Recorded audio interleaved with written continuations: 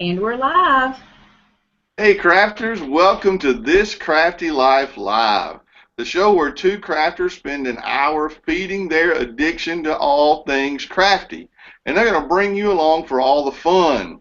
Now, as always, I'm going to be monitoring the chat, so if you have any questions, feel free to post them there in the chat. And at different times throughout the show, we'll try to ask those questions for you and get the answers from the ladies and from our guest. Now, be sure to give me a shout out in the chat and let me know where you're from and where you're watching today. If you have any suggestions for the show, you can send them to us at thiscraftylife@gmail.com. Thiscraftylife@gmail.com. And you'll find all the links to all of our social media sites in the description box once the video is posted on YouTube. So let me introduce to you our host. First of all, I want to introduce Maymay. Hey, Maymay.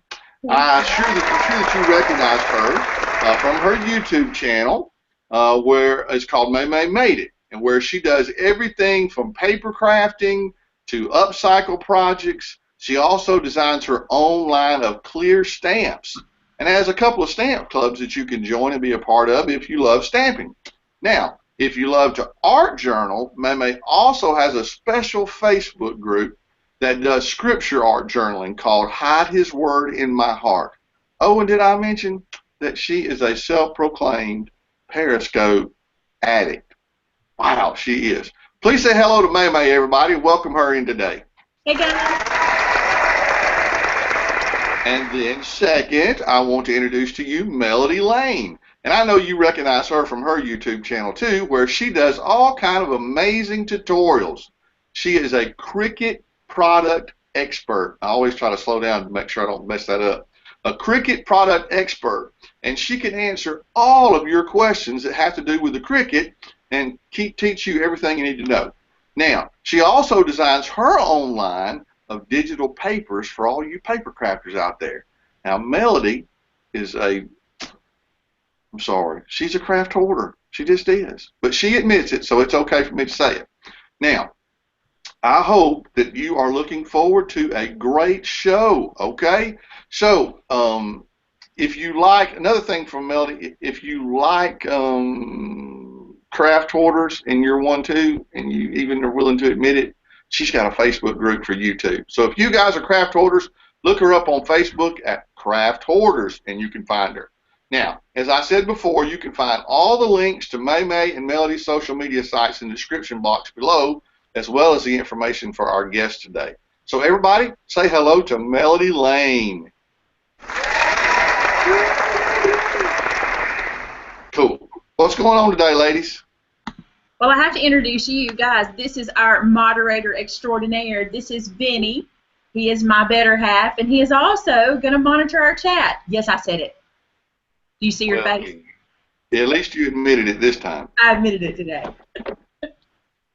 So, what is going on in this Crafty Life Live world today? We've got some fun stuff going on. We have an incredible guest, Lisa Lachri, and she is going to teach Melody how to color live on camera. Are you nervous, Mel?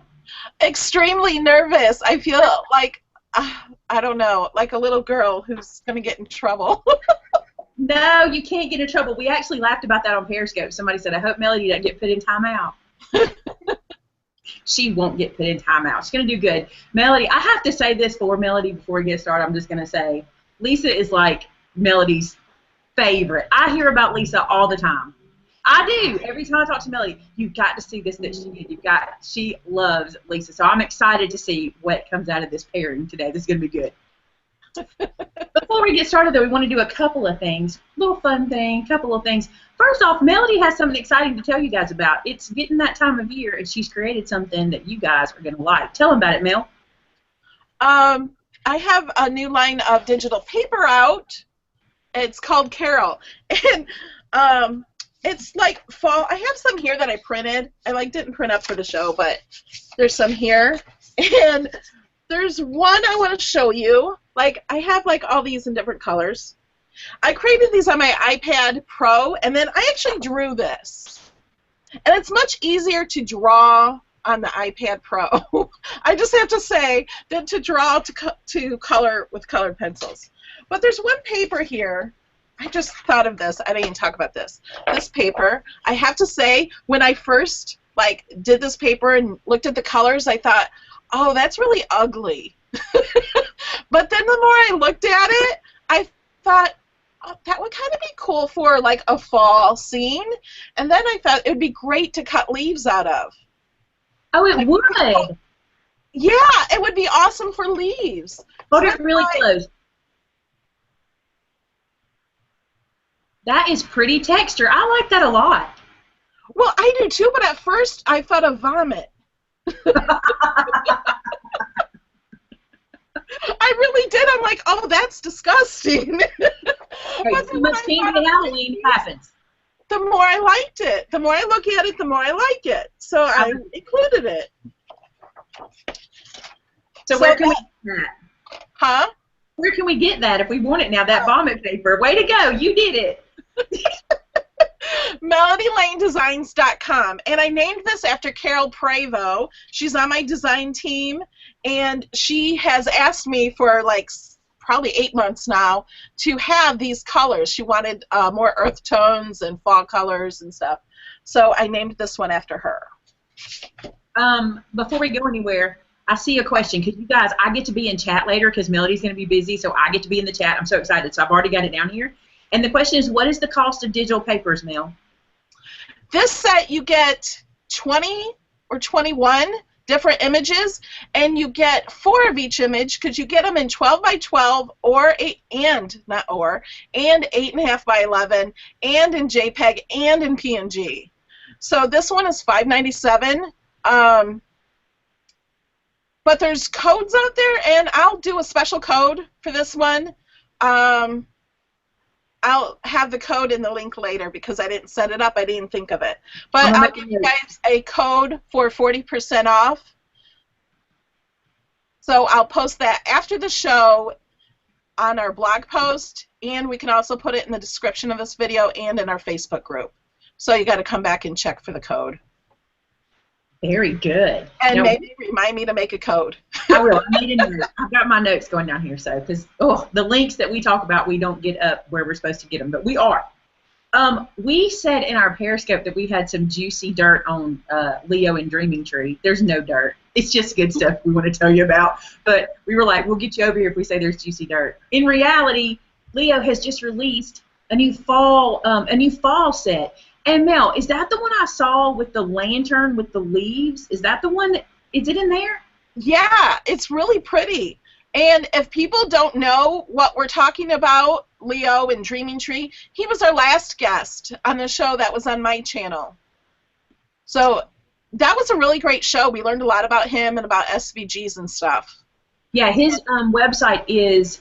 It's 3dsvg.com. So after the show, go check those out. His fall stuff, I saw this lantern, and I was like, I really want to make that lantern. So you're probably going to see me do that on my channel because it is stunning. It's made with, like, leaves. You have to see it. Go check that out. We wanted to mention that because he's done some really cool new stuff. And Leo might be in the chat. He is. He's in the chat. So if you have any questions, you can talk to him there, too, if you want to ask him about the stuff he's putting out. Okay. We're going to try a new segment. It's not really, it may not stick around after today, but we're going to see. I have wanted to do this for a while now, and I want to play this little game with Melody and you guys in the chat. This is where Vince is going to get busy because you guys are going to answer some of these questions. I want to play this game called Pass, Stash, and De-Stash. Now, what I'm going to do is I'm going to tell us 3 items that I found in a sale paper at a craft store this week that are literally on sale right now. Melody and I are going to talk back and forth, and we're going to tell you which of these items we would pass on, we would stash up, or we need to de-stash because we already have too many of those. So we're going to do that for you guys, and I think it'll be fun. And I want to hear what you guys would say about these items. So I went to the Michaels sale paper today, and I found 3 items. I'm going to tell you the items first so you guys can start thinking about it, and then Melody and I are going to go back and forth about what we think. So the first item that they have on sale is they have 40% off their fall baskets. So that's one item. They have buy one, get one free gallery wrapped canvases. Now this is important you think that they're gallery wrapped. That means they're those thicker ones that have that nice canvas that goes all the way around. And then they have buy one, get one half price coloring books.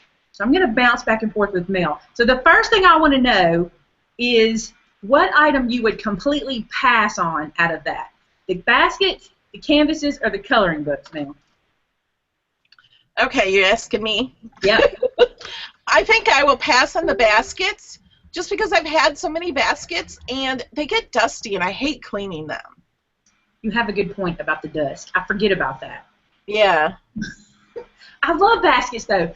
My pass item, like the one I will definitely pass on, is going to be canvases. The reason for that, though, if you watch my channel at all, matter of fact, my Friday video was a canvas that I did, and I like to buy canvases from the as-is section of Michael's. That sounds crazy, but I do, because I can get canvases for like 2 packs for $1 or $2 because one of them will be damaged. But I do mixed media anyway most of the time, so I'm going to cover up whatever that damage is. So I have bought recently so many canvases. I have quite the stash of those going. So I would pass on canvases altogether. So now, let's ask Lisa what she would pass on. yeah, Lisa, what would you? Well, did you hear the things? I would pass on the canvases because generic canvases, like all of these art stores now have their generic art supplies, and for fine art, their canvases are terrible. I would not go anywhere near those canvases. There's no Fine art. For crafts, definitely, absolutely. For fine art, oh gosh, no. Yeah, I don't do fine art. I do mixed media anytime I do a canvas. So Yeah, you're probably fine. They have a tendency to warp. They have a tendency to, but it, you know, it depends on what you're doing with them. But for me, definitely the canvases would pass. So there's 2 other items, and we're going to talk about now the one that you have a pretty good stash of already, or you would stash it up. Like you would want to get this into your stash. So out of baskets, canvases, and the coloring books, Mel, which one would you want to stash away? You would actually go buy. She's looking around her room. I have so much of everything. Maybe the coloring books are the things that draws me in to want to buy. Like we went to Michael's and I saw the coloring books and it was really hard to pass them up. Coloring books are hard to pass up. Huh? Coloring books are hard to pass up. Yeah, but I have so many and I just don't color enough. I just hoard them. And that's different because I would have to say I would stash the baskets. I would want baskets. And that's funny because Melody's like, her pass item was baskets. But it's that time of year for me where I'm decorating for fall, and I like to have baskets on the floor. And one thing my mother always did when I was little is she would take baskets and fill them with pine cones, and then she would put like the little battery-operated lights. They weren't battery-operated back then. She would put, you know, clear Christmas lights in those, and they'd be on the floor and stuff. And I love baskets. I think my mom did that to me. So I'd buy up baskets. What about you, Lisa? What would you buy up out of that? I want them both, but I don't have time for the coloring books, so I would go with baskets. I'm obsessed with storage things. Anything to make storage pretty. Oh, I didn't think about storage in our craft room too, Mel. We probably need baskets for that. Now you might change your mind. And they're so pretty. They are so pretty. All right, the last thing is, what do you have already that you need to destash so much of, and you have one item left? We all have one item left. I would have to destash coloring books. The reason is I collected a bunch, and so many subscribers sent me such beautiful coloring books. I don't need to add any to my collection, but I could probably share those with someone. I have that many. What about you, Mel? I'll say the canvases because I've bought so many of them just to practice painting on, and I haven't painted on a canvas in a really long time. And when I moved here, I put a whole bunch of them in storage, and so I always want to keep buying them, but I can destash. You could get rid of some of those. Yeah. What about you, Lisa? So the only thing you have left would be the coloring books, I guess. Yeah, and I don't have any, but every single time I go to the comic book store with my husband, I want those Harry Potter coloring books, and I want them all, but I refrain. So, you know, if I let into that, I would have to get rid of that would be my thing I'd had too many of because I can't use them at all. Well, we could destash you some of ours. So, Benny, what's in the chat? What are people saying? Pass, stash, and destash. Get them all. but there's a lot of people that have commented on it. I mean, but I don't see how I can read all of these. Do you want me to try to read all of them? Just give me one or two. What seems to be the most popular pass? Okay, was that the first one? Yes. It was kind of probably a tie between baskets and coloring books Yeah. on the pass. We just have too many of those. And then let's see. Yeah, I'm still doing pass. Some people said they would pass on all of them, so that was an answer too. Well, we're pretty much paper crafters. If they said paper, we probably would not. No one would have passed on it. That would be. I would have passed. Oh, Mel, you need some more paper, babe. I doubt that you'd have passed on it. No way. Orders don't pass. We can go back through and look at that a little later too. But just something to get you guys talking about. And I do that sometimes. Like I look at the Crafty sale papers out there, especially like we don't have an AC Moore near us and they don't sell online. So sometimes I'll look at their sale papers and go, oh, I wish I could have that or whatever. But I still like to look at all the sale papers around me and then kind of go, all right, I'm headed there today because I need that in my life. But then I'll go, I don't even need to go to that section because I don't need that. So I'm a sale paper reader. I don't know if you guys are, but I like to look at them. Tamitha and Leanne both said they would destash nothing. They're hoarders. Yeah, Lori Browse or Lori B. Crafty said that also. They're not destashing anything. You know, it's so funny because I want to be a craft hoarder, but I don't want to be. It's interesting to me because it messes with my creativity. Are you guys that way? Yes. The other day, I'm like, I have so many projects to get done, so many videos to do. I couldn't do any because I had so many. It just stalled me. I couldn't do them. I just obsess over organizing. Sorry. No, say that again, Lisa. I just obsess over organizing everything, so that's why I need the baskets. I hoard everything, but it's really well organized. That's probably the trick. I need to learn organization better. But in my mind, the less I have, or the less mess, the more creative I am. So I guess organizing, I'm not an organizer. I'm terrible at that. Tamitha typed in all capital letters that she embraces the hoarding. She owns it. God love her. Some people do, don't they, Mel? Yes. So now this is kind of fun. We started this little segment last show or first show? I think it was first show, where we're doing comment of the week, which is actually comment of the last 2 weeks, or a comment since the show. And Melanie and I both are picking comments from you guys. So we want to encourage you to comment on our videos. We pull these comments from our YouTube videos, okay? So, or from the live shows too, after they've gone onto our channel for you to view the replay. So be sure to comment because we like to share your comments. And so Melody's going to go first with her first comment that is her comment of the week. The reason I chose this one is because I get this question a lot. I usually, when I'm doing a video, I usually try to show it and sometimes put a link in the description. And I haven't answered this one because I just got it 12 hours ago. But this is from Lisa Keenan. She says, can you tell us what kind of glue you are using with that metal tip? I need that, and yes, your card is adorable. That was on my flower pot cards. I want Maymay to answer this question. It's the question I get asked. I promise you there's 2 products I use that I get asked more about, my glue and my pokey tool. That's the questions I get all the time. The glue that Melody's using is art glitter glue, and I introduced her to that because, look, all you got to do is give somebody a bottle of it, and it's the best stuff ever. So she's using art glitter glue, and it does have a separate purchase of a fine metal tip. So here's what I did, because I get that question a lot too. I did a video that's basically all about art glitter glue. It's like how to use it, what to buy, what bottle, what you need for the tip, and all that good stuff. And it's on my store for that product. So what I'm going to do is I'm going to leave a link to the product in the description here and also on the blog post. So if you guys are wondering about that glue, watch that video first. Once you watch that video, you'll be very educated and know what to purchase and when. But I get that question all the time, but it's the best glue. It just is. For paper crafting, hands down. Yeah, that is just my most asked question. I think it is mine. Probably that And where did you get that tool you peeled that adhesive backer off with? And that's my pokey tool, so, and it's also on my store. This comment, when I got it, I could not wait to tell you guys on my channel about this comment, because this is a testament to you, the viewers, the ones who watch us and comment and mean so much to us. And I'm speaking for Melody here too. You guys have no idea how much we love the interaction with you. I hope you do know, because we try to comment and respond back to you. And I'm going to tell you, that takes a lot of time to do that. Just like Melody said, she's like, I only got this comment 12 hours ago.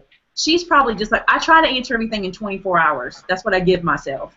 So I totally understand what she's saying. But here's the comment. It's from Chris Fishburne, and it says, I love to read the comments. Everyone is so loving and kind. You can tell they love you and feel so comfortable with you. I sure do. They say like attracts like. So you give out love and get it back. Thank you for being a great example. Love, Chris. The part I love is, it is true. If people read our comments, you guys give us so much love, and it makes us feel so good about what we do. It makes me want to keep doing it. And right now, in a lot of spaces on YouTube, there's not a whole lot of love going on. There's a lot of drama going on. Not in our crafty world, thank God. But in other places, I see a lot of drama and a lot of back and forth. And I love reading my comments, because you guys do just give us love like crazy. You agree, Mel? Yeah, I love the comments. And they're always great comments. We really don't get too many, like, trolls that come and give us bad comments. I get a few, but I mean, I expect that. But it's like the comments just keep me going. And a lot of times, one of my favorite things is when I go, why didn't I think of that? When you guys give me a better idea for what I did than what I did, that's like, I should have thought of that. And I try to always give you guys credit whenever I do that in a video coming up, because I will take your suggestions. But thank you so much for being that way in the comments, because one thing that's real important is Chris reads the comments, and so you've made an impression on her or him. It's spelled with a K, so I'm not sure, him or her. You've made an impression on Chris, and that is what's so cool. That means you're making an impression on other people too, and you're encouraging them to be kind, because everybody can be kind, and that's a sweet, wonderful thing, and we appreciate it very, very much. Yes. All right, Mel, it's time for you and Lisa to do this thing. Okay. Do you want to introduce her, or is that my job? I'll introduce her. There's no way I can say all the good things you're going to say. This is Lisa Lachri. And I am so, like, a fangirl for her. I know people, like, stalk me and love me for my videos and stuff, and I feel that way about her. I've learned so much from her, but when I start coloring, you're probably going to see I really haven't learned as much as I want to learn. Or I've learned it, but I don't know how to do it. I found her when she was in a live video on the Frugal Crafters channel. She was in, like, a hangout like this, and I'm like, well, who's that? So I went and checked out her channel, and I was hooked. I also support her on Patreon for $4 a month, and you get these awesome videos. They're 2 hours long, but she teaches you so much. It's so much fun to watch her color. And it's also in high speed. So this is Lisa. I'm so excited. I'm, like, so nervous to be interviewing you. Thank you so much for having me. This has been fun already. Can you tell us a little bit about yourself? I'm a professional artist. I have been for about 20 years now. I work in oil painting, acrylic painting, colored pencil, charcoal, and airbrush are my main mediums. Actually, charcoal I don't do so often anymore, just because I hate how it feels on my hands. But, yeah, and ink tints now. I'm a huge fan of ink tints. So those are my main mediums. I work anywhere from surrealism, occasionally impressionism, but mostly it's realism and photorealism are my favorites to work in. Yes.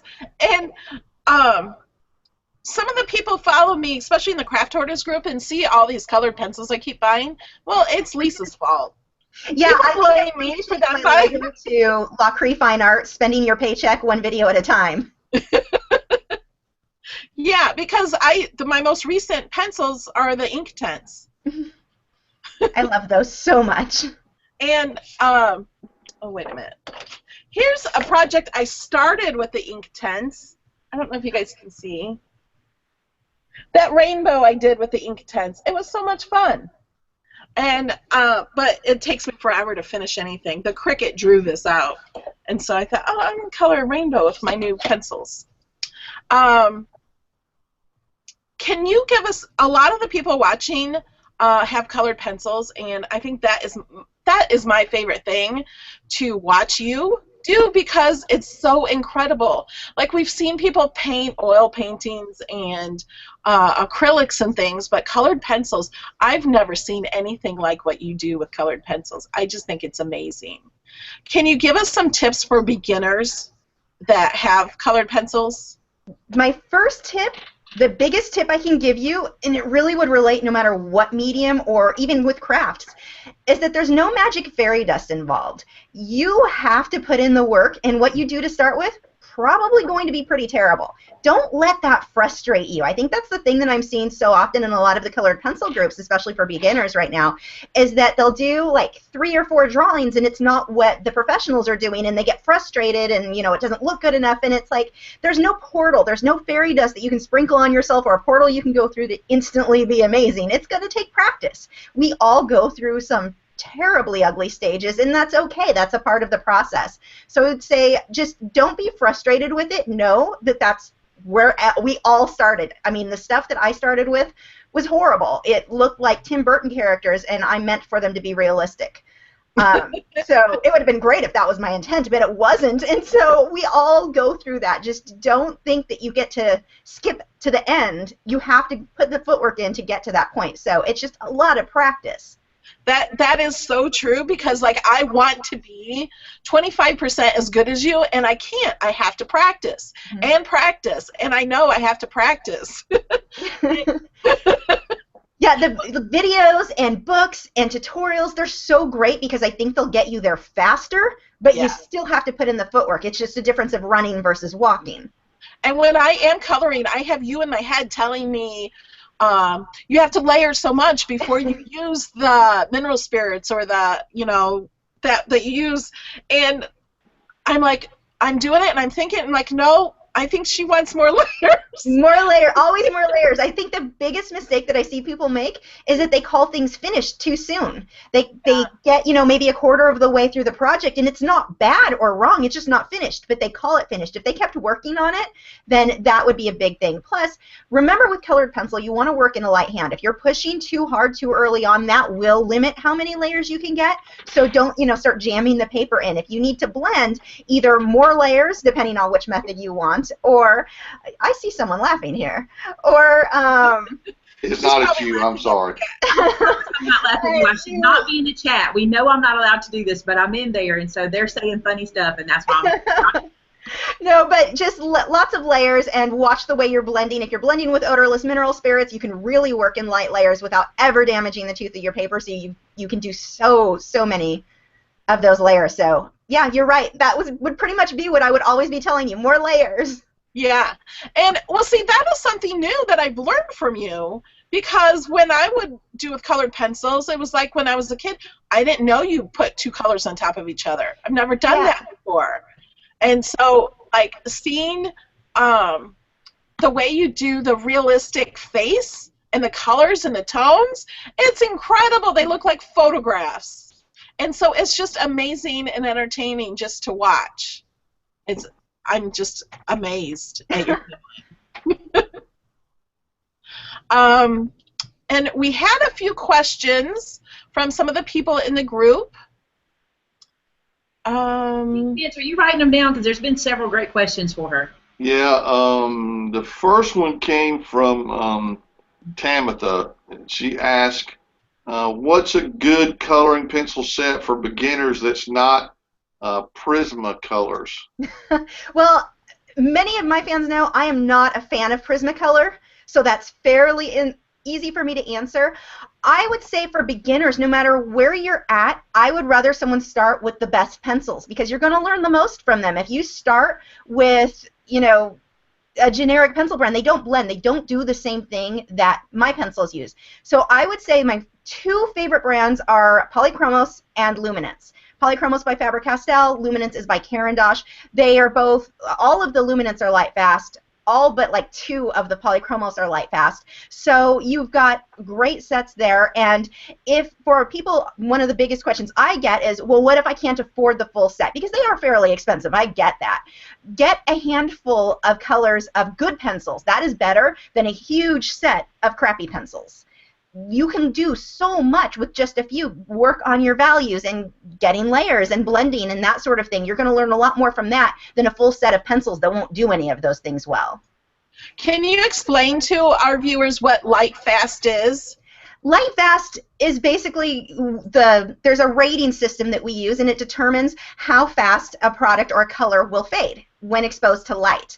So with our artwork, for many years, many of the colored pencils out there, they didn't have very good light fast ratings, and it's one of the big reasons that colored pencils were not worth very much money in the art world. A lot of artists were having a hard time selling, and we're getting out of that, but a lot of artists for a very long time had a hard time selling their fine artwork done with colored pencil because they were going to fade. The light fast was such an issue. So now, light fast, a lot of these pencils have very high light fast ratings, so they're not going to fade when exposed to light.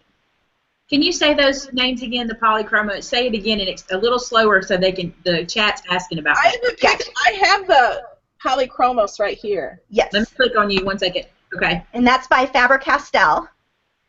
And then the other one is made by Caran d'Ache, and those are the luminance. Those are wax-based, whereas the Faber-Castell polychromos are oil-based. And if you go to my website, lachri.com/ I don't know. There's a link at the top with the colored pencil supplies. I do have a full list of all of the supplies that I recommend and why, and reviews on all of those. And there's a whole list of stuff there for you to look through. I see there's another set I need. I don't have the luminance. The luminance are the Caran d'Ache. Those ones are the completely light fast. They're wax-based. Oh, they're good. If you want to do skin tones, those are the pencils. I love those. Did you get another question? I had another question, Lisa, from, well, several different ones. If you're on a pretty tight budget, what's the best, I know this is hard to answer, but what's the best cheap pencils to buy? Don't. Save your money. Don't waste your money. If you're trying to do fine art, you're not going to learn the same from a generic pencil as you will with a good pencil. Get just a handful of the good pencils then, because the ones that I use are all available open stock. I will not use pencils that I can't buy individually. So you can go online to Dick Blake or Jerry's Artorama, and those are the 2 places that I will usually get my pencils. Just get a few colors. Get just a handful. If that means 10 colors, that is way better than a huge set of crappy pencils. You're going to learn so much more from those few good pencils. So I would say that Prismacolor is decent to learn on. I'm not a fan of them because of quality control issues, but you can learn with them. So that's one of the least expensive of the higher end, but I would say get a handful. I wouldn't waste my money on cheap pencils. If you're doing coloring books, that's one thing, but when you get into doing fine art where you've got to blend and layer, you want the better pencils. It's worth saving for.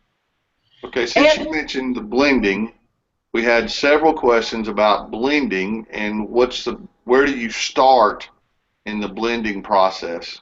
Let me jump in here too, because I know one thing with the blending is you have to have certain paper. Because if I'm coloring on regular like cardstock or coloring book, I can't blend as well as certain paper. So I want her to tell us, answer his question, and let us know what paper. Okay, so my 2 favorite types of paper, and I'm going to be testing out a few other ones coming up very soon. I just bought a bunch of different types. But the 2 that I normally use are, my brain just shut down, Fabriano Artistico Extra White Hot Press 140-pound watercolor paper. And I know that's long, but it is over on the supply list on my site. I love that one, and I also really like the Stonehenge, but only the Stonehenge sold in individual sheets. It is not the same as the Stonehenge sold in the packages. The pads of paper, as convenient as they are, great for graphite, but for colored pencil it's just too smooth, and I cannot get the color saturation that I want with those. So those are my 2, Fabriano Artistico Extra White Hot Press, and that hot press is so important. You don't want cold press, it's too rough. So hot press or the Stonehenge individual sheets. And with the Stonehenge, I've used their fawn and their white, and I love them both depending on what I'm working on. Now for blending, there are two ways that I like to blend. My first is with odorless mineral spirits. I use Mona Lisa odorless mineral spirits. You can also use Gamsol. They work exactly the same. And I will apply several layers, like I would say 4 to 5 layers of colored pencil, layering layer on top of layer. Then I will blend it out with paint thinner with a paintbrush. I do not like blending stumps. They don't work well for fine art because you get these harsh lines. For the way that we blend, you want to go with a soft bristled brush. I like the Taklon bristled filberts. Don't go with a watercolor brush too soft. You don't want the oil painting brushes that are too stiff. The filbert Taklon bristled brushes are so wonderful to work on. So those would be the brushes, and you'll blend it out with a paint thinner. You'll just put a little on your brush, dab it off on an old t-shirt or a piece of Viva paper towel. You don't want to use regular paper towel because they don't work well with the odorless mineral spirits. It kind of soaks in weird.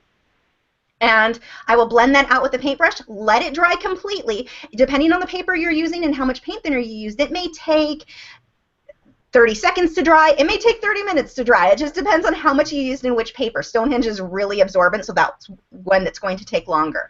And I will repeat that process. Once it dries, put more layers, blend it out. Once that dries, 3 or 4 more layers, blend it out. And I will continue that until I get the look that I want. The other way that I've been blending, there's a new product it's from brushandpencil.com called Powder Blender. That uses a different type of paper. That has to be a non-absorbent paper. So your options are pretty much going to be either sanded paper like you would use for pastels, or you can take gesso your own paper. I gessoed the Fabriano Artistico for my latest project, and then you work on that. And that one, it's a different process altogether. It's a powder that you put on like a pastel blender, and you just blend over the background. It's wonderful, and I could talk about that for an hour. So that is one I would just go look at my reviews on because it's a lot to explain. That's awesome. And I don't have either one of those papers, but this is the one I got. Well, I have a few different ones, but this says it's the best. Or the best for this brand. It's the worst for colored pencil. Really? Mm-hmm. Yeah, well, I did a review on it right when it first came out, whenever that was. And it is one of the worst. I don't know what they were thinking. If you apply any odorless mineral spirit, it warps it like crazy. And a lot of people said, well, it's not intended for any type of moisture because it's colored pencil. Yeah, but most of us blend with that. You can use their regular paper that is not colored pencil, their 300 series, works fine. You use that and it warps. It's terrible. And then those who burnish, so I tried it without that. Is this one better? Is that hot press or cold press? Cold press. Yeah, no. The other one would be better. I like at Michael's and I couldn't find it. Yeah, I have to order it online. The paper that I like, I order online. But if you want to go with Strathmore, their regular, I believe it's the 300 series. That one's okay. It's thin, it's a little flimsier than I like, but it does work. It's got a nice tooth to it. But the colored pencil paper, even if you're just burnishing, you're not adding mineral spirits, it warped. It wouldn't hold its shape. It stretched out when I added pressure. It was one of the worst papers I have ever worked on with colored pencil. Very disappointing. I don't do fine art. I just like put them on a card or something. You're fine. Yeah, you're fine. Yeah, I can use it. I would think it'd be fine for graphite. It's not like it's a waste to own. I just wouldn't use it for colored pencil. Yeah. Do we have more questions? We had a couple of general questions earlier that we didn't get to. Hold on one second, Vince. I think I want to say this real quick because it's really important that our viewers understand. Lisa does fine art.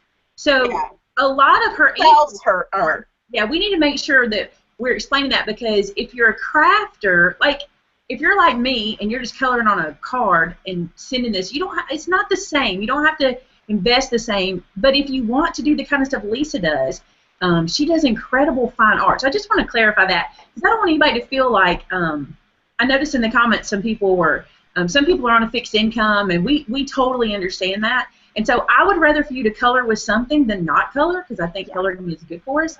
But remember, when Lisa's discussing products and stuff, she is talking about her fine art background, and that's an incredible talent that she has. So I just want to clear that up. You have to remember. Also, I sell my work, so the quality and the products, I mean, it's totally different because my work it's not cheap. So I can't use products. If it fades and someone spent $1,200 on a piece, that's going to be an issue. So, I am coming from a much different background there. That's true. Go ahead, Benny. Sorry. Okay, no problems. Heidi asked a question. This is probably going to Melody more than anybody, but she asked about favorite printers for printing paper because she's in the market to buy a new printer. We have the Epson 7620, which I just found out the Epson 7610 is the same, except for ours hold 250 more sheets of paper, and it's a wide format printer, and we actually have a tank of ink on it that we bought separate. It was like $100, and so we have pints of ink instead of refilling the cartridges, so I've done some ink that way. But I can answer that more like on my Facebook page and stuff because I've answered that so many times there, and there's so much to get into with that here. And then Tina asked if you guys have a favorite coloring book that you like to use. No. Your favorite coloring book, Mel? I don't know the names of them, but they have nice sayings that are just fun and positive and things in them. But then they also have some coloring books that have like good paper in them too. So I like those also. But I really don't have a lot of time to color. Isn't it really going to be just a preference as to what you like to color as to what you would choose there? Yeah, well, I there think are some coloring books that are more expensive. They have better paper in them. You really can't tell the difference. Like if you go to the bookstore and you pick up one book that's $2.99 and one that's $49.99, you literally can feel and see the difference in the quality. Yeah. And my favorite, real quick, is my Inspire Bible. I absolutely love to color in that, and it's totally different because it's a thin, Bible paper. But I love coloring in it. It's super fun. Thanks, Rhonda. And hey, Leanne just asked a question. Now I got to find it again. Oh, is there a way to treat it so that it doesn't fade quite as fast? Now, I saw that when she's talking about in her Bible journaling, because she says she uses color pencils in her Bible journaling. She was wondering if there was something to go over the top of that, if you guys knew of anything. There are sprays you can use that are light fast. Prismacolor, I think, makes one. You can use something like that in a coloring book. If it's not on display, if it's just in the coloring book, it shouldn't fade because it's not being exposed to light. If you're framing it and putting it on the wall, you can use UV protecting glass. It is not that expensive. So if you go to like Hobby Lobby and you find a frame that you want to use, go over to their framing department and they will cut one for you right then and there. And it's not that, I don't remember how much I paid for it because I had to do it on some of my ink tints because ink tints is not light fast. So, and it's worked beautifully. I haven't had any problems with that. I didn't know that about ink tints. They are not light fast at all. They are one of the worst as far as that goes. I won't sell ink tints because of it. That's one. I'll sell prints of my work, but I won't sell the originals because I can't guarantee that they're not going to fade. I had no idea. That's interesting. It's really interesting because I've never used them myself, but when I've seen them used, they're very vibrant. Mm-hmm.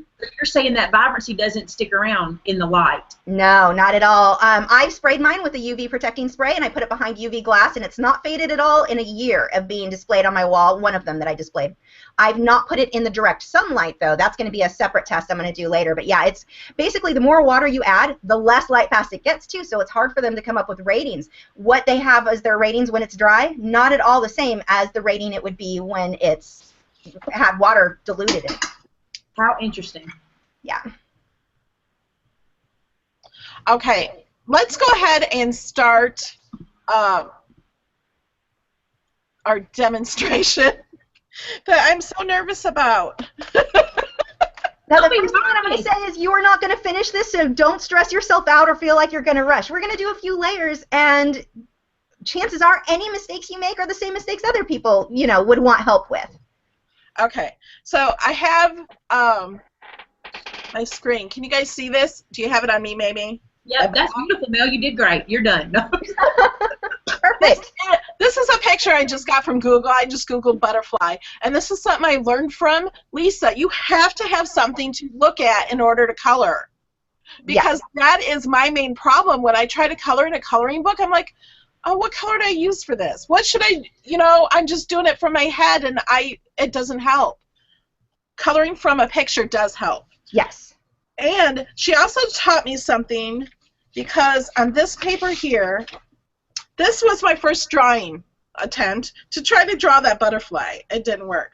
So then I tried to trace it. I was holding it up in the air at the light to trace it, and I got that. She says, no, hold it up to your computer screen on a white background. And I'm like, well, I tried that, but I can't see through the paper. Then she told me to turn off all the lights. Then I could do it. So then I got this, which still, it's not perfect, but I think it's much better. It'll work. Yeah. Now, if I were to trace this or draw this out, I would have drawn the body and the detailing of where the black and the white goes too. The thing with colored pencil is you can't just layer white on top of it and have it come back white. You need to know where the white needs to stay. So the white should be drawn in first. Any of those white spots that you want to stay light, draw those in now. So okay, another question. Approximately where they would go, where the black and the white are around the edge of the wings. Which white pencil? Do you have, well, okay, let's see. You've got, is that the Derwent Drawing Chinese white?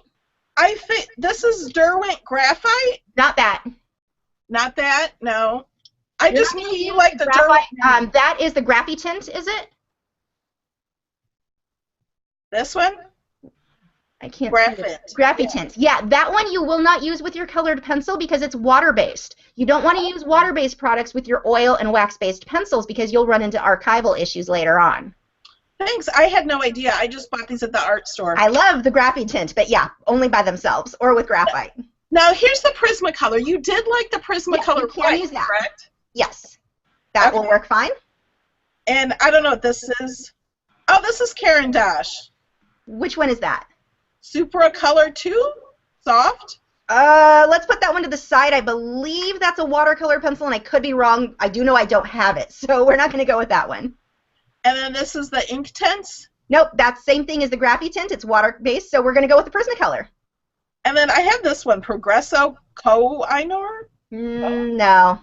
Okay. That's more of a craft one. Let's go with your Prismacolor. Okay. And so now let's pull your reference photo into the screen so we can take a look at that a little bit better.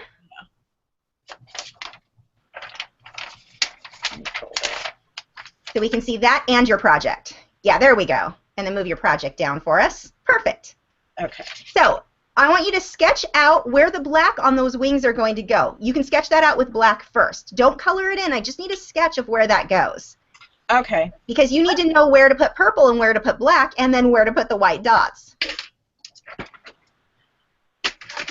Let me get all my colors out.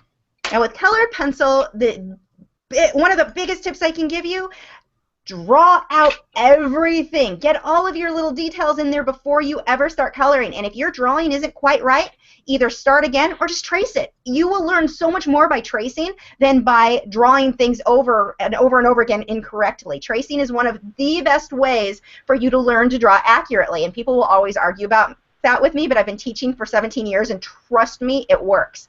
I have a video talking about tracing and how it helps you to learn to draw more accurately. But I would much rather see a student trace something out perfectly and work on that than continuously work on things that are drawn incorrectly, because they're not really learning to see things. You want to teach your eye to see things accurately versus thinking, close enough, and getting used to seeing things somewhat warped and distorted. I appreciate that you say that, Lisa, because that takes the pressure off of the student or someone who's learning, because so many times we think we're not allowed to trace, like you slap yourself your own hand, but that's not the case, and I'm glad you pointed that out. Yeah, and I've seen it for so many years. I mean, and it's one of the things that usually I see teenage students, I have the biggest problem convincing them, like, no, it's cheating. No, it really isn't. It's learning. You're at a learning stage right now. This is a great way to learn, and for professional artists, most of us who work in photorealism, we trace. Trade secret there. Not everyone wants to talk about it because for some reason everyone likes to think that it's cheat. It's a time saver. I can draw freehand, or I can, spend 16 hours getting it perfectly, or I can trace things. I personally won't tell people what I traced or what I freehanded because no one can tell the difference. It amuses me to watch people guess because no one ever gets it wrong. I mean, or right. You can't tell the difference. So that's always a big thing for me. Now what Melody's doing right now is taking her white pencil, and while you can't see what she's doing because it's white, it almost works like masking fluid. She's masking off areas that are going to stay clean. So when she puts other colors on top of it, the purple and the black, she's kind of protecting the paper with this white right now so that it will stay showing up. If she were to color this all purple or black where it goes and try to put white on top of it, she's only going to lighten it slightly, but it's not really going to show up. So getting those white dots in now is very important. And you don't have to get it perfect with this unless you're doing like a portrait, because she says this in her videos all the time. No one's going to know if it's exactly like the photo, except for you guys watching me do it looking at the photo. Melody, can you see the white like in real life? I can see it. Not real well, but I can see it. Usually it'll have a little bit of a gloss to it, and what she's doing right now, she's pushing harder than normal. We want her to really get that pencil in there and protect the paper. Normally, you want to work with a light hand, but for this, we're going to push harder. So I'm going to have you stop right now, Melody. We're just going to work on this half of the butterfly. Oh, great idea. So now I want you to take one of your lighter purples. Find a color that's as close to that lightest purple that you can find. Lighter? Yeah, go with you should have a more light lavendery kind of. Nope, too pink. Now here's another thing. When you're doing something like this, it doesn't have to be the exact color. If you come up with a color and you like it, that is honestly good enough. It's your values that matter, how light or dark something is. That's what's going to determine how realistic something looks. Okay, you've got a purple second to the right. This one? And the first one you pulled out, actually. Let's go with that one. That's the closest you've got. So I want you to lightly go ahead and fill in where the lightest purple on there. Don't go all the way, go to the blue, but you don't need to layer into the blue, if that makes sense. Like down here at the bottom? Uh-huh. And you're going to work in little ovals. You don't want to work in straight lines, because if you do straight lines, you really can't get rid of those lines. By working in ovals, you end up with a more seamless transition from one section to another. Learn something new. Yeah, you know how you can always see those straight lines? They're hard to work out. Ovals or circles, we'll get rid of that for you. I like the oval idea, though, because it's kind of covering space. Yes, yeah. Now, how far up am I going? Go a little bit higher. You're going to go about, I'd say, 3/4 of the way up with this color. Okay. I got to say this. I wonder if anybody else did. So in the chat, tell me if I'm alone. When Lisa said, don't go all the way to the blue, I went, blue? See, that's the artist in her. I would have said that's 3 shades of purple, right? And you know we got to add blue to get to that tone. So funny.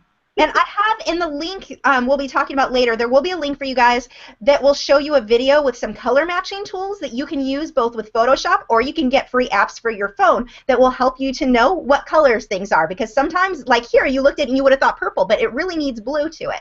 So these color matching tools will make it way easier for you to choose what colors you want. Okay. Is that high enough? A little higher. Somebody asked if the ovals are the way we should go with Copics as well, like instead of lines. I don't know a whole lot about Copics, so I can't help you there. I'm going to say give wrong information. I'm going to say yes. It's kind of the same thing. When you're blending anything, you really don't want the harsh line, because it's hard to even look. I was a hairdresser, and when you cut hair, you never really wanted that straight, blunt line because it was really hard to blend. It's pretty much that way with anything. Melody knows, like they're always like point cutting and texture cutting to keep us from getting those blunt lines we have to get rid of. So it kind of works in everything. The more harsh, the more work you're going to do to get rid of it. You know, an interesting thing, I got to play around with, Winsor & Newton sent me their pigment markers. I could be pretty messy with those, and the blender, like I could do straight lines, and their blending tool got rid of a lot of it. Wow. That was just interesting. I'm still playing with those, but it was much easier than other markers I had tried to blend with. Okay. Go a little higher. Okay. Start getting lighter and lighter as you go up. Now here's another thing. Keep your pencils sharp. If your pencils start to get blunt, you're not getting the pigment into all of the tooth of the paper. And while you will be using odorless mineral spirits to blend, that will fix most of that. But when you're having a hard time and you're getting that gritty, grainy look, it's usually because your pencils aren't sharp enough. Lisa, just because color's coming out. I have a question about odorless mineral spirits. I watch another crafter and she's a crafter, but she colors with pencils, and she She suggests don't purchase the odorless mineral spirits at like the hardware store. No, yeah. So Totally what agree. Is it like Gamsol or something different? Gamsol works, or I use Mona Lisa odorless mineral spirits. Stick with fine art materials. A quick story. Back years ago when I started oil painting, I had no money. I was so broke, and I thought, why would I pay, $10 for a teeny tiny thing of linseed oil? Okay, go ahead and take a darker blue. I want an ultramarine shade of blue, something close to purple on the color wheel, but still blue. But I decided I could save money and get a gallon of linseed oil at the hardware store for $5 or whatever I paid, I don't know. And what happened was within about 6 months, all of the paintings that I had painted with that yellowed and had these droplets coming down, which was weird because that wasn't in the original, but it caused a lot of problems. So I would say stick with stuff that is intended for fine art because you don't want to risk, and I had sold some of those at a craft fair, and it still drives me crazy to know people bought that. I mean, they were $20, $30. They didn't spend a lot for them, but the point is my name is now on something that has these horrible yellow lines through it that should not be there. I, as the artist, should have provided something that was going to last long term. That's what the people thought they were buying, and instead I tried to save money and use something that was not archival. Now you're going to lightly start pulling that blue down into the purple so you get a nice gradient between those two colors.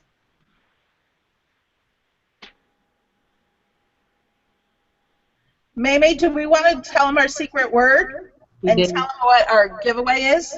I can see why you enjoy watching Lisa because I'm enjoying watching you do this coloring. Like, it's so therapeutic.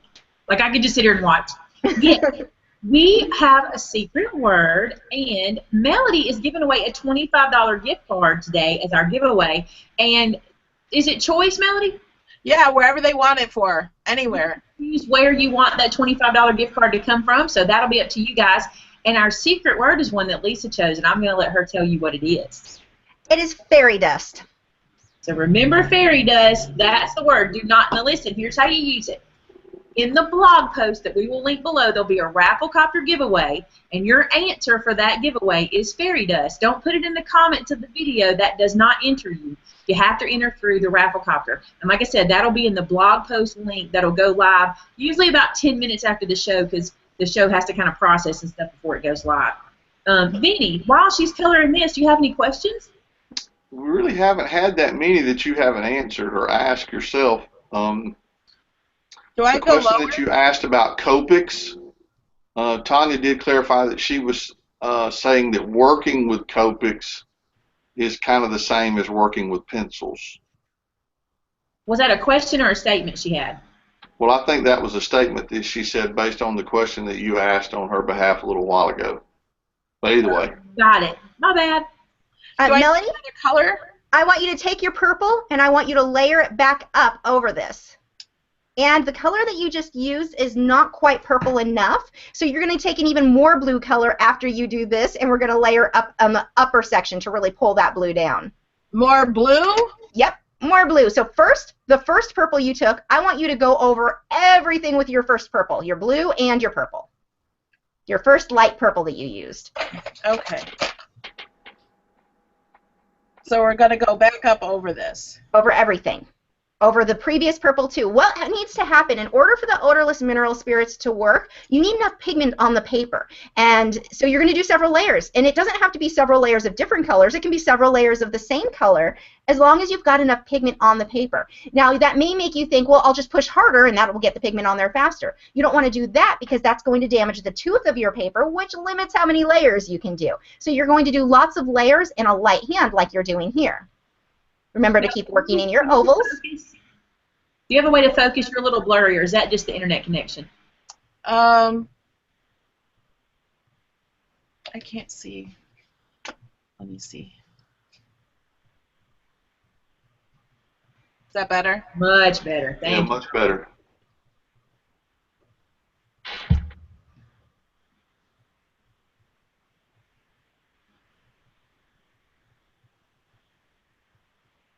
So this is the same color you started with, correct? Yes.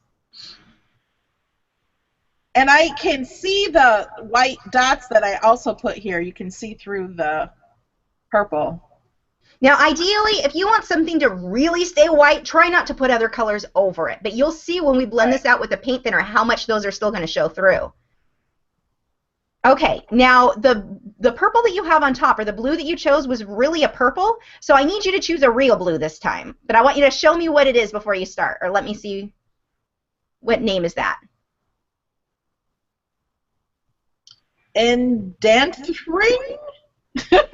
Do a little scribble on the side of the paper, and here's another tip for you guys. If you're working in colored pencil, have a scratch piece of paper that is whatever you're currently working on, and test your colors there before you do it on your project. And that's something I usually do try to do. That still looks too purple. You know what? I'm going to be really tacky and get up and walk away from the camera and grab my pencils, and I will tell you what color I want. Oh, wait, that might do it. What is that one? Helio blue? Reddish? That'll probably work. Let's go with it. Doesn't have to be perfect anyway, but I want to make, yeah, let's go with that one. Okay. Now I don't have to get up. You help me to be lazy. And now notice on your photo how that blue comes down along the side of the body more. Okay. And it's also down here, I think, too. So should I go down here? Yep, definitely. I so would not have done blue. I'm so not an artist. I'm such a crafter.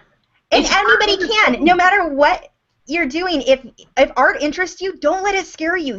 Everybody can learn. It just takes practice. And what you're looking at now, like now where you're like, I didn't notice that there was blue. Over time, you'll start to notice those things. The more you do it, the more you notice. It's not something where you either have it or you don't. It's all about practice. Anybody can learn how to do fine art or craft, anything. It's just about practicing it. But your eyes will start to notice things that you didn't notice when you first started. And you don't notice at first, but it just comes naturally later. Yeah. Our friend Cinnamon always says that. She says that people tell her all the time, oh, you're just a natural. And she's like, people aren't natural. We learn this. And I love that you pointed that out. Yeah, the only thing that I think people can be naturals at, or that I really see that very natural at, is having an eye for balance. But if you use something like the rule of thirds, you don't even have to have an eye. If you follow certain rules, someone without an eye for balance can still produce amazing artwork. So there's always ways around everything. Purple again? Okay, see how harsh that transition is there? Yeah. I need you to layer that lightly now. Start getting lighter and lighter with how much pressure you're adding to the pencil, to where it's barely showing up. Because right now, even if you blend that, it's too harsh of a line. So go lower with the blue? Yeah. Barely letting the pencil touch the paper. Very light. See how now we're getting rid of that harsh line? Yeah. Wow.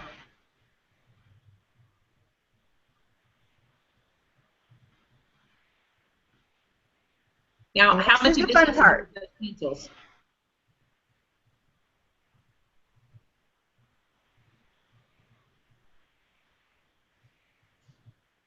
Now we're going to take your odorless mineral spirits and a paintbrush.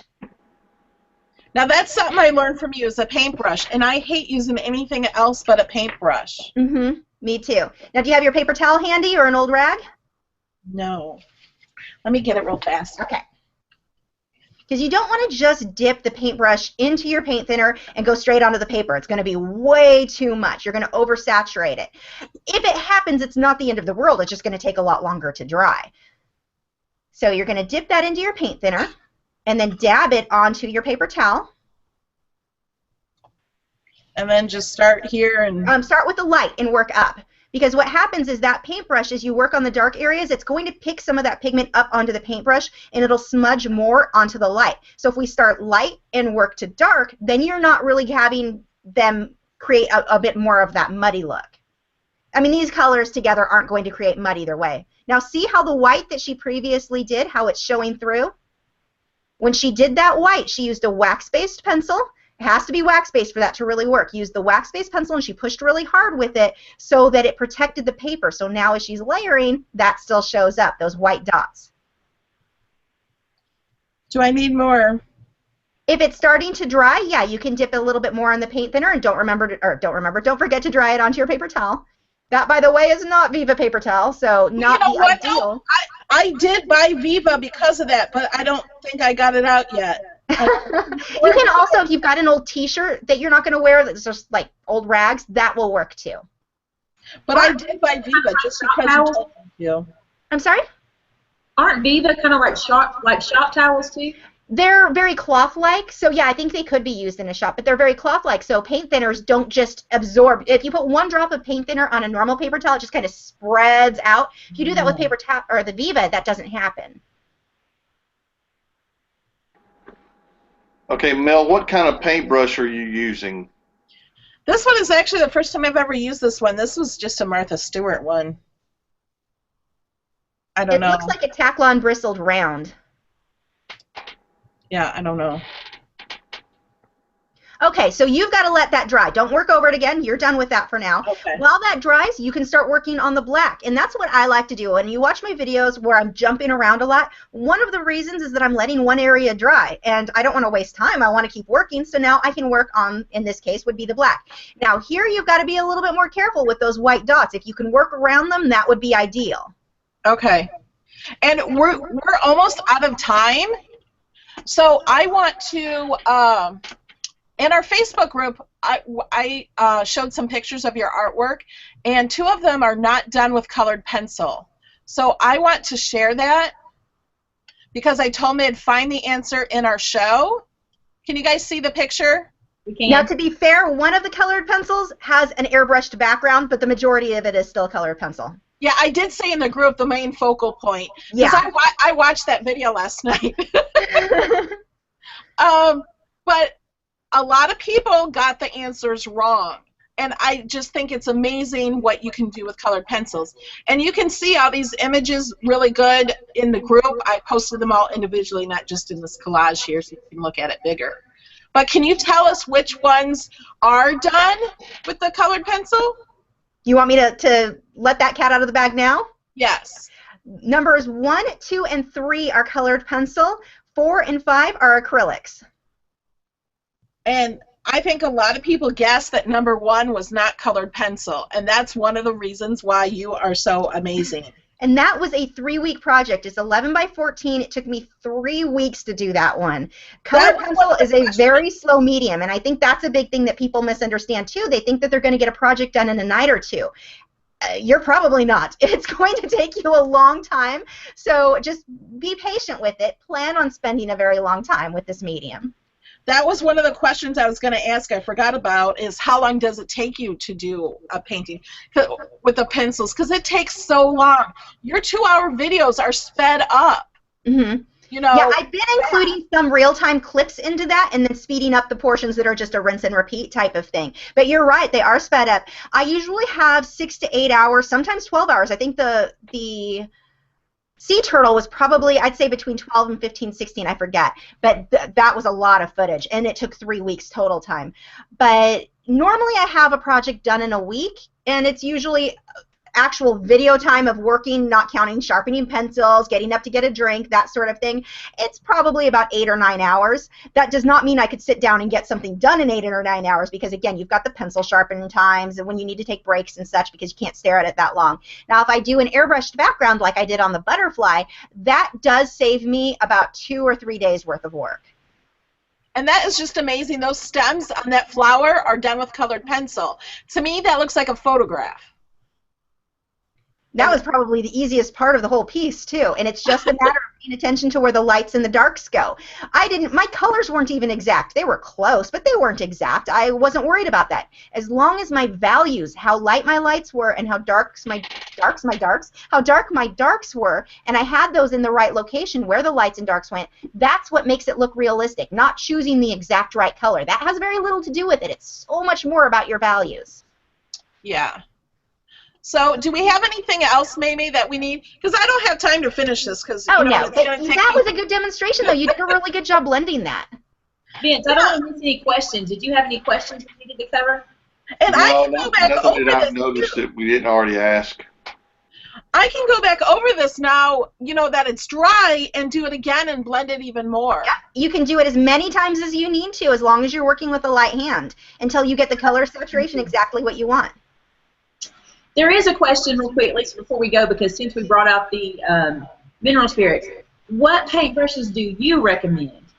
I use Taklon bristled filberts, flats, and rounds. but they are all Taklon bristled. So they're just kind of the perfect amount of not too soft, not too stiff. One of my favorites is a Royal Nickel, I believe. I may be saying that wrong. But the majority of my brushes with those are generics. That is one thing. I love generic art supplies at the art store, like Hobby Lobby. Their brushes are my absolute favorite. They have their generic Master's Touch. Love their brushes so much. And they go on sale for, I think, 50% off about once a month. So I just stock up on them then. But it's the Taklon bristled brushes, the white Taklon, that I love the most with them. The other question, which I'm going to answer it like this, and then you guys can chat about it, was, what's the difference between an artist and a crafter? In my opinion, it's the same thing as the difference between a chef and a cook. That's how I always look at it. So you guys can say what you think, but that was a good question. The difference between an artist and a crafter, Lisa, what do you think? That's a hard one. I think crafters are more free to create. What I've seen, crafters seem to be more willing to experiment with stuff than artists seem to be. I noticed that difference in personality. Crafters are very free, and let's try and see what happens here. What happens here? And I wish more artists would take on that mentality. They would grow a lot faster in their fine art. But they're both just different types of art, I would think. Yeah. What do you think? I agree with Lisa, and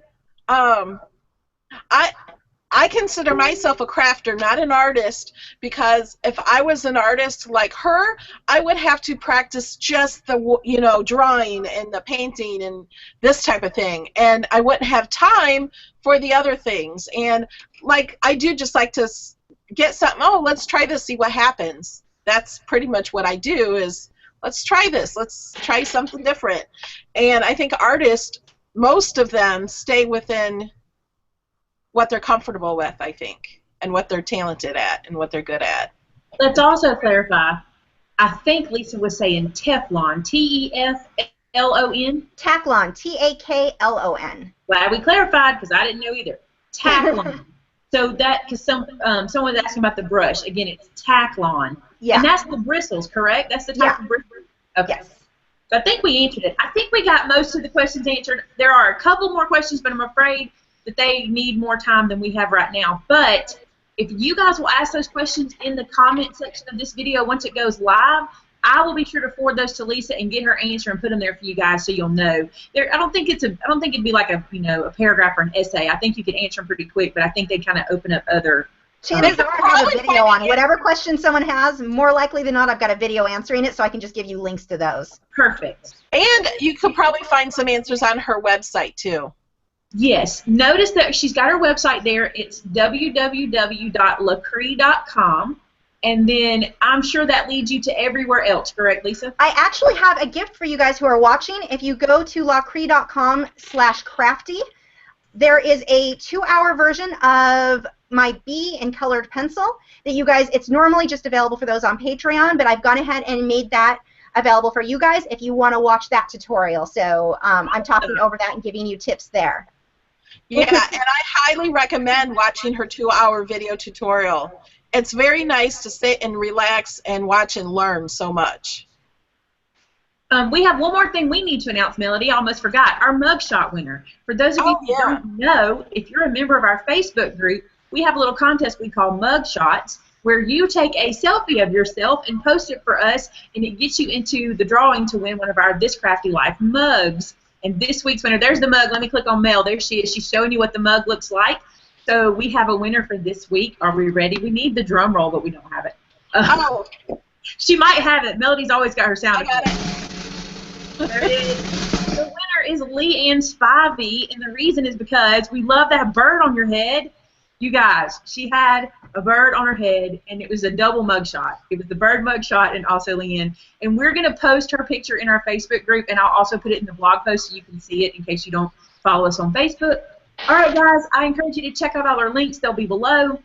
Go to the blog post. There'll be more links. I hope you learned a whole lot today. We did go over, but I never mind talking longer about crafty and arty things. I'm sure you guys don't, too. Anybody else have anything? Did I miss anything? Next, in 2 weeks, it'll be on my channel. So subscribe to all of us, Maymay, me, and Lisa, because you have to watch her stuff. So 2 weeks, same time. And I have a video going up today, but it'll be a little late because I'm going to put this one up first, and then I'm going to put that one. So if you're looking for it, it's coming. Don't stress. It'll be there. All right, guys, we love you very much. Thanks so much for being a part of the show today. Thank you, Vinny. Bye-bye. Talk to you guys again next show. Love you. Bye. Bye, everyone.